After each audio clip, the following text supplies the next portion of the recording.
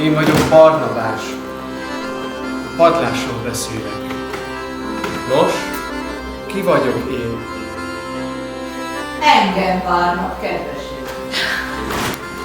Már 8 esztendeje vagyok állva.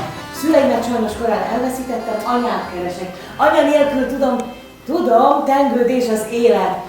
A lapokban cikkek jelentek meg tüneményről, de a cikkeket már nagyon kevesen olvasták. Érdekes. Emberek nélkül a magánynak és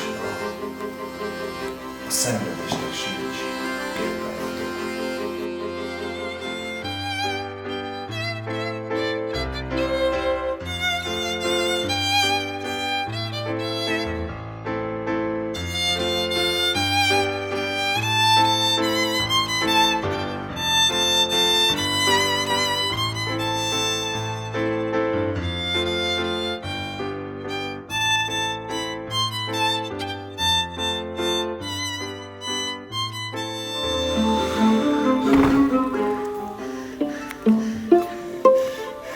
Kezdeti, darling, kezdeti.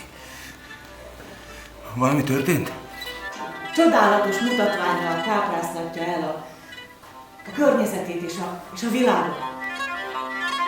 Azt mondják, amíg nem láttuk a tengert, addig semmit sem láttunk.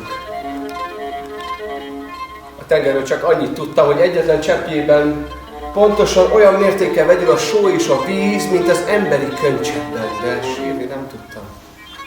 Darling! A kézifogás nem mögül. A közönség már fütyült és piszegett. Nem baj, kedvesem, kezdje már!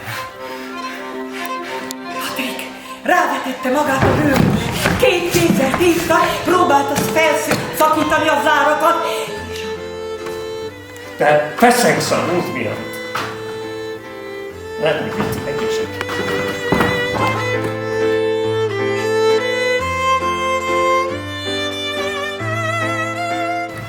Íme az otthonunk, ami nyáron forró és télen hideg. Nem sajnáljuk majd le a pénzt. A régi szobák valódi termek.